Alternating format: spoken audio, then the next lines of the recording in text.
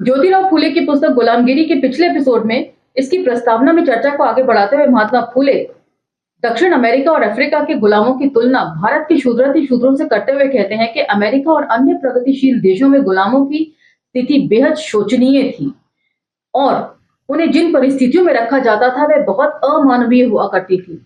लेकिन गुलामों को उनकी दास्तां से मुक्त कराने के लिए आंदोलन भी अमेरिका के प्रगतिशील सोच के व्यक्तियों ने ही चलाए और आहुति दी। फाइनली गुलामों को उनकी दास्तां से मुक्ति मिल गई और उसका कंपैरिजन यदि भारतीय स्थितियों में शूद्र अतिशूद्रों के साथ किया जाए तो शूद्र और अछूत कहीं ज्यादा खराब परिस्थितियों में यहाँ पर रहते हैं और यहाँ पर प्रगतिशील सोच वाले तथा कथित व्यक्ति उनकी मुक्ति के लिए कभी कोई आंदोलन नहीं चलाएंगे। उसके बाद वे परशुराम का जिक्र करते हुए कहते हैं कि परशुराम ने कितनी निर्ममता से कई बार इस धरती को क्षत्रिय विहीन किया। उसने न केवल वयस्कों का वध किया बल्कि छोटे छोटे दूध मुहे बच्चों को भी उनकी मां की गोद से छीनकर उनकी निर्मम हत्या करी। उन परशुराम के किए गए इन सभी कार्यों को महात्मा फूले दुष्कर्मों की संज्ञा देते हैं और ताज्जुब करते हैं कि ऐसे दुष्कर्मों को भी ब्राह्मणों ने अपने धर्म ग्रंथों में लिखा है। लेकिन ये तो एक तरफा इतिहास हुआ जिसमें उन्होंने परशुराम को बढ़ा चढ़ाकर परमेश्वर की तरफ प्रोजेक्ट किया है। लेकिन उन स्त्रियों का क्या जिनके पति मार दिए गए, जिनके बच्चे मार दिए गए, उस स्थिति में उन स्त्रियों को कितनी तकलीफ हुई होगी, इन सब चीजों का जिक्र हमने पिछले एपिसोड में किया था। अब हम चर्चा को यहाँ से आगे लेकर चलेंगे, तो चलिए मेरे साथ। जय भीम, मैं शालिनी और आप देख रहे हैं अंबेडकर नामा। इस प्रकार ब्राह्मण पुरोहितों के पूर्वज व मुख्य नायक परशुराम ने सैकड़ों क्षत्रियों को मारकर उसके बीवी बच्चों की बहुत बुरी दशा की और आज ब्राह्मणों ने वर्तमान शूद्रों अछूतों को पढ़ाया और सिखाया कि परशुराम ही सर्वशक्तिमान है, सृष्टि का निर्माता है, जो कि बहुत ही ताज्जुब की बात है। परशुराम के बाद भी ब्राह्मणों के मूल निवासी शूद्रों को बहुत यातनाएं दी हैं। उन्होंने जितना हो सकता था अछूतों को सताया, उसमें कोई कसर नहीं छोड़ी।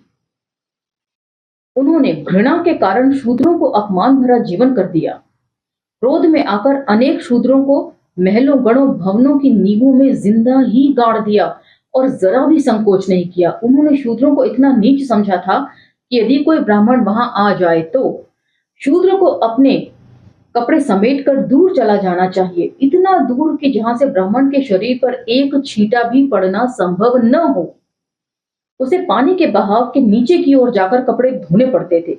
यदि वहां से ब्राह्मण के शरीर पर पानी की एक बूंद भी पड़ गई या उसको ऐसा शक भी हुआ तो ब्राह्मण पंडा आग के शोले की तरह क्रोध के मारे भड़क जाता था और उस समय उसके हाथ में जो भी कुछ आ जाए या अपने ही हाथ के लोटे से शूद्र के माथे पर उसे दे मारता था।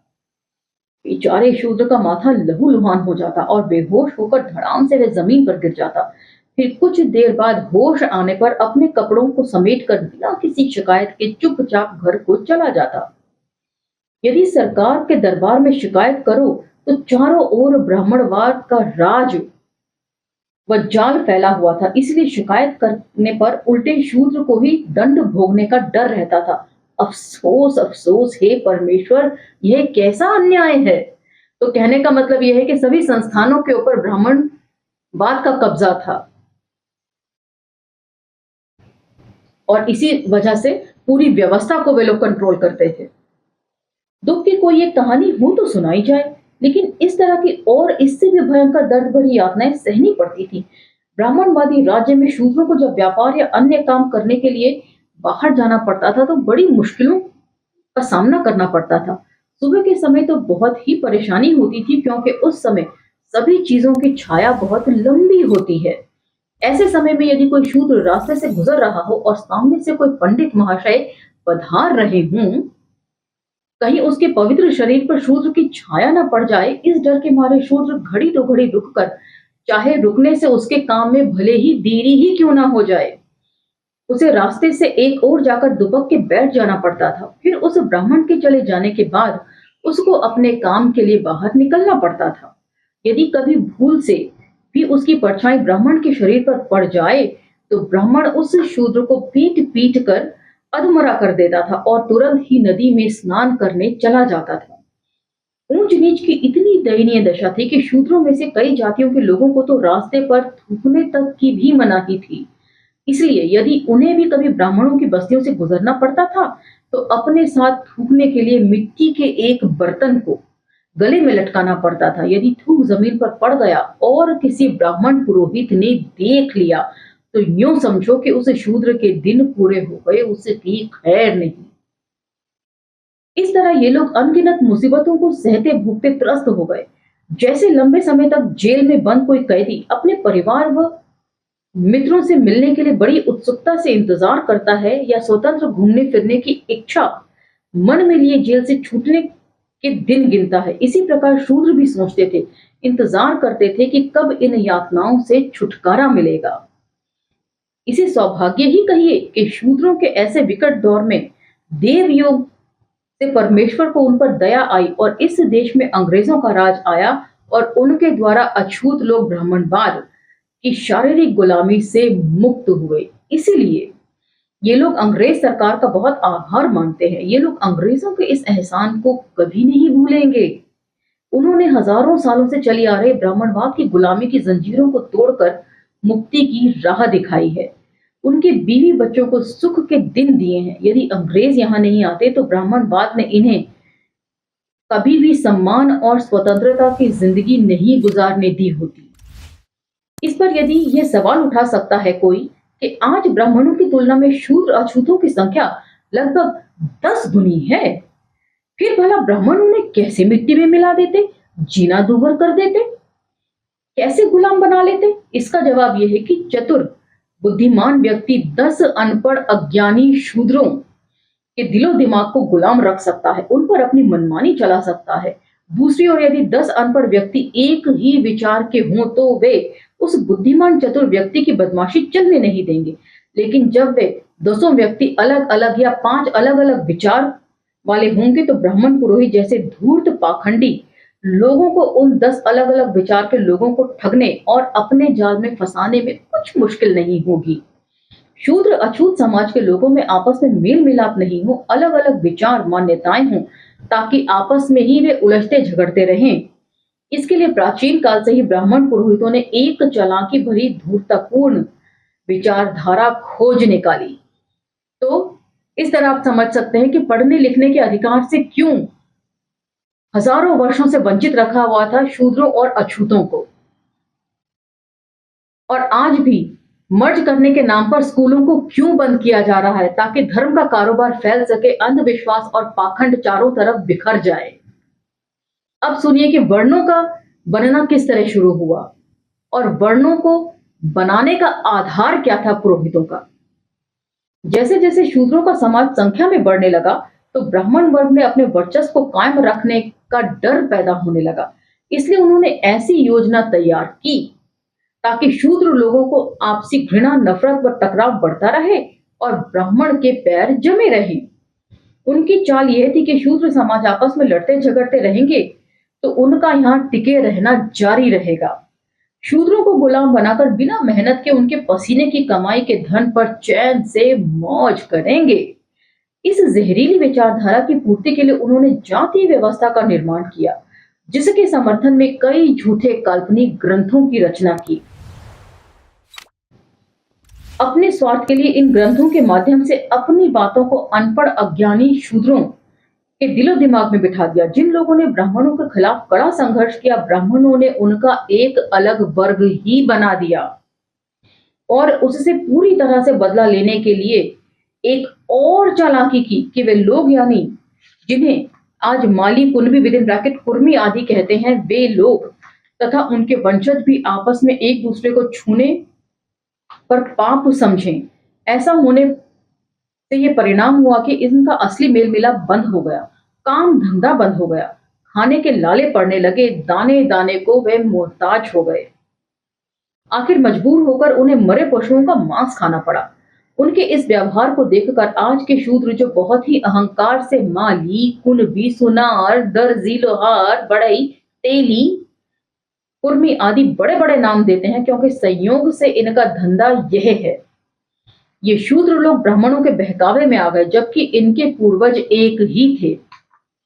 एक वंश के होने के बावजूद आपस में ये झगड़ते हैं, एक दूसरे को नीचा समझते हैं। इन सभी लोगों के पूर्वजों ने आजादी के लिए बड़ी दृढ़ता और निडरता से ब्राह्मणों से संघर्ष किया था, लेकिन वे माली, कुणबी, सुनार, कुम्हार आदि ये चालाकी नहीं समझ पाए। इसका परिणाम यह हुआ कि ब्राह्मणों ने इन सबको समाज के निचले स्तर पर पटक दिया। उनकी ऐसी दुर्दशा हुई कि वे दाने दाने के लिए तरस गए। लेकिन अफसोस इस बात का है कि ब्राह्मणों का ये जाल उनकी समझ में नहीं आया। ये लोग ब्राह्मणों के बहकावे में आकर अपने ही वंश के भाइयों से नफरत करने लगे। अफसोस कि ये लोग भगवान के सम्मुख कितने बड़े अपराधी हैं। इनका आपस में गहरा संबंध होने के बावजूद वे अति शूद्र विद इन ब्रैकेट अछूत जब तीज त्योहार के दिन शूद्र विद इन ब्रैकेट माली, तेली, सुनार आदि के घर भोजन मांगने जाते हैं तो वे लोग इन्हें घृणा से दुत्कारते हैं और कभी कभी तो लाठी लेकर इन्हें मारने भी दौड़ते हैं। तो कहने का मतलब यह है कि समाज में वर्णों के बनने से पहले सभी एक समान थे। अपने अपने काम के अनुरूप जो है लोग पहचाने जाते थे। जिसका जो काम होता था उसे उसी नाम से पुकारा जाता था या उसी समाज के तौर पर देखा जाता था। धीरे धीरे जब वर्णों का बनना शुरू हुआ तो ब्राह्मणों ने, जो सबसे ज्यादा ब्राह्मणों के खिलाफ संघर्षरत रहे, उनको सबसे ज्यादा हाशिए पर ढकेल दिया और उन्हें अछूत की संज्ञा दे दी। ब्राह्मणवाद के साथ सबसे ज्यादा संघर्ष जो है वो इन्हीं अछूतों ने किया है, इसलिए उन्हें अछूत बनाकर हाशिए पर रख दिया गया। इस प्रकार पंडित पुरोहितों से जिन जिन लोगों ने जैसा जैसा व्यवहार किया, ब्राह्मणों ने उनके साथ उसी के अनुसार उनकी जातियां तय कर दी। जिन्होंने उनसे मुकाबला कर संघर्ष किया, उन्हें जाति व्यवस्था में बांटकर एक तरीके से सबसे निचले पायदान पर पटका। इस प्रकार सभी को जातियों में बांटकर एक तरह से सजा सुना दी या जातियों का दिखावटी आधार देकर सभी को पूरी तरह से गुलाम बनाकर एक वश में कर लिया। इसमें ब्राह्मण पुरोहित ऊपर के पायदान पर बैठकर सर्वश्रेष्ठ और सभी अधिकारों का मालिक बन गया। इसमें ब्राह्मण पुरोहित ऊपर के पायदान पर बैठकर सर्वश्रेष्ठ और सभी अधिकारों का मालिक बन गया। जब से ब्राह्मणों ने शूद्र अतिशूद्रों में जाति भेद की भावना पैदा कर उसे बढ़ावा दिया, तब से ये आपस में विचार में अलग अलग हो गए और घृणा के कारण आपस में ही उलझते रहे। ब्राह्मण पुरोहित वर्ग ने जो साजिश रची थी उसमें वे कामयाब हो गए। उन्हें अपने द्वारा बनाई जाति व्यवस्था को मनमाने ढंग से चलाने की आजादी मिल गई। इस बारे में एक कहावत प्रसिद्ध है, दो जनों की लड़ाई और तीसरे का लाभ। मतलब ये कि ब्राह्मण पुरोहित ने शूद्र विद इन ब्रैकेट ओबीसी, अति शूद्र विद इन ब्रैकेट एससी के बीच आपस में दुश्मनी के बीज बोए और खुद उन सभी की मेहनत के धन व संसाधन पर ऐशो आराम कर रहे हैं। किताब का सारांश ऊपर बताया ही है कि इस देश में अंग्रेज सरकार आने के कारण शूद्र और अतिशूद्र समाज की जिंदगी में एक नई रोशनी आई। ब्राह्मणों की शारीरिक गुलामी से वे मुक्त हुए। ये कहने में कोई भी संकोच नहीं है, ये सत्य है। लेकिन हमें दुख होता है कि अभी भी इस दयालु सरकार ने शूद्रों अतिशूद्रों को शिक्षित करने की दिशा में कोई ध्यान नहीं दिया, जिससे ये लोग अभी भी अनपढ़ अज्ञानी ही रहे। कुछ लोग पढ़े लिखे बन जाने पर भी ब्राह्मण पुरोहितों के झूठे पाखंडी व काल्पनिक धर्म ग्रंथ शास्त्रों पुराणों के अंधभक्त बनकर मानसिक रूप से गुलाम ही रहे। तो पढ़ाई लिखाई करने का मतलब ये नहीं है कि आप बहुत समझदार हो गए हैं। यदि आप पढ़ने लिखने के बावजूद भी अपने सारे कर्मकांडों को ब्राह्मणों से ही करवाते हैं, तब ऐसी पढ़ाई लिखाई का कोई मतलब नहीं है। यही महात्मा फूले यहां पर लिख रहे हैं। झूठे ग्रंथों के गुलाम हो जाने के कारण शूद्र अतिशूद्र लोगों में इतनी भी शक्ति व साहस नहीं रहा कि वे सरकार से इस बात की शिकायत कर सकें। ये ब्राह्मण पंडित पुरोहित लोग सभी शूद्रों को सामाजिक, धार्मिक व सरकारी कामों में फंसाकर कितना लूटते खसोटते हैं। हमारी अंग्रेज सरकार का इस तरफ बिल्कुल ध्यान नहीं है। इसलिए हम चाहते हैं कि अंग्रेज सरकार दया कर इन सभी बातों पर ध्यान दे, लूट खसोट रोके, ताकि शूद्र अतिशूद्र समाज के लोग ब्राह्मणों की मानसिक गुलामी से मुक्त हो सकें। हमारी इस सरकार से यही प्रार्थना है।